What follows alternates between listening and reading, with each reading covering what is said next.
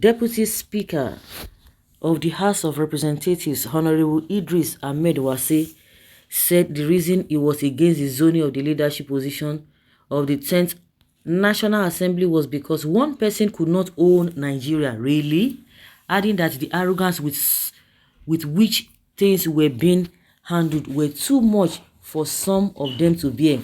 He, however, maintained that the coalition of aspirants to the speakership of the 10th Assembly, to which he belonged, would be the one to determine the next Speaker of the House. He said this yesterday evening when the member representing Kauran Namoda Benin Magaji Federal Constituency of Zamfara State, Honorable Aminu Jaji, declared his intention to run for the speakership. The coalition has spoken, working against the anointed candidate of the All Progressives Congress (APC). Other members of the coalition included Honorable Mukhtar Bitara, Honorable Sada Soli, Honorable Princess Miriam Onoha, and Yusuf Gaji. A member of the coalition, Honorable Hassan Ado Dugua, had Wednesday withdrawn from this group and backed the preferred candidates of the APC, Tajuddin Abbas and Ben Kalu, for Speaker and Deputy Speaker, respectively. Wase, however, said, "We need to rise to the occasion as parliamentarians. We are not fighting, but we believe certain things have gone wrong. Are we going to allow such to happen to us? One person to own the institution, one person to own Nigeria, one person to put leadership to us? No. Presentation is part of democracy, and they need to, at every point in time, engage people. The arrogance is becoming too much. I want to beg our leaders so we do not blow the boat. We do not allow one or two persons to give an impression that there is no democracy in this country. The world over, leadership are chosen through consultations, and I want to believe that what is good for the goose is good for the gander. Our party anointed somebody for the presidential candidate, but Nigerians said no. But it was Asiwaju that they wanted and eventually emerged. I want to believe that the shenanigan done by my brother, for reasons known to him, will not stand the test of time." So who is this guy talking about? I don't understand. Is he talking about, because I know he's talking about the Tinubu scam that he's talking about, and Bajabi Amila. This group, by the grace of God, will produce the speaker, and we are going to work on defense of democracy. We believe in the unity of this country. And whatever we are doing is for the development of the country. We hear. We shall not succumb to any blackmail and shenanigans. I was told that members elect are beginning to be threatened of their position, but I believe my leader Shiwaju would not allow this. I believe in his capacity. I believe in the capacity of my party that they would be able to resolve and would resolve this matter quickly.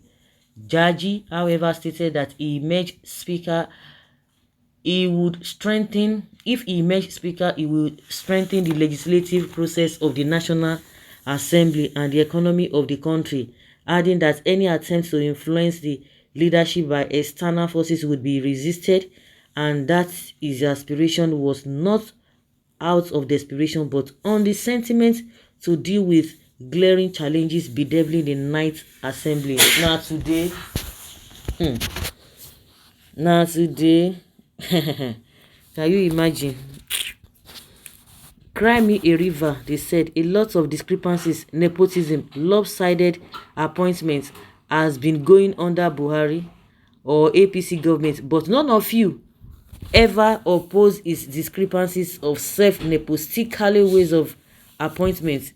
We thank God you are witnessing the way they want to handle their government.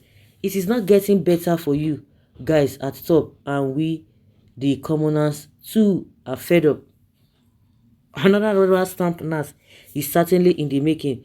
May God grant our political elites the grace to know there are three arms of government in democracy. God should grant them. I don't understand. Is it not there?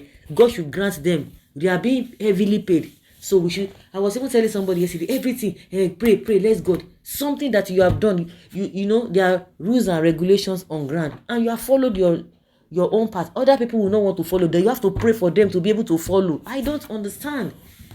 That they should understand the rules and regulations that say there are three arms of government. So you want to tell me that they are not aware? You have to pray to God. I sense an emerging dictator and tyrant in Bola Tinubu. Let me be wrong in Jesus' name. You are either ignorant for failing to see that the person who wants to own Nigeria is the person you called your leader. Exactly my point.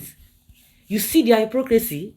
The person you are calling your leader. It is unfortunate that you fail to see that all your brother Gbaja is doing is at its behest.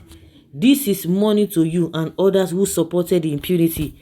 You will be able to serve breakfast one after the other just because it doesn't favor you. Now you know that one person cannot own Nigeria. We are watching. Nigeria democracy is a scammer. It's a scam.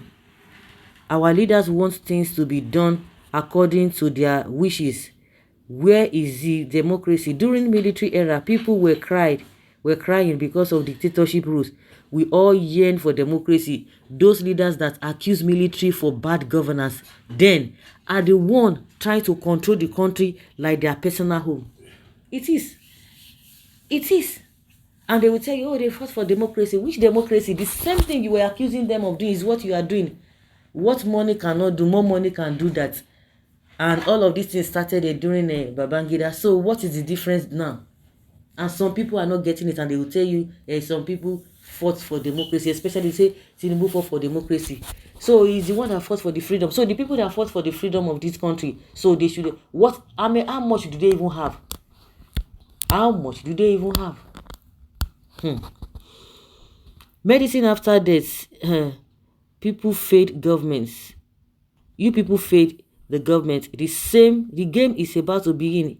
If I am Tinubu, the pattern of Buhari is what I will repeat, and heaven will not fall. All of you supported Buhari's pattern of choosing more than 2/3 of his people for appointments and sidelining the VP. What is wrong on it? What is wrong on it is repeat.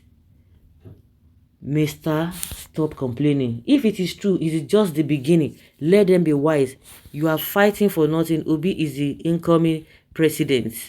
Good talk, but where were you when Buhari started all these discrepancies enumerated above?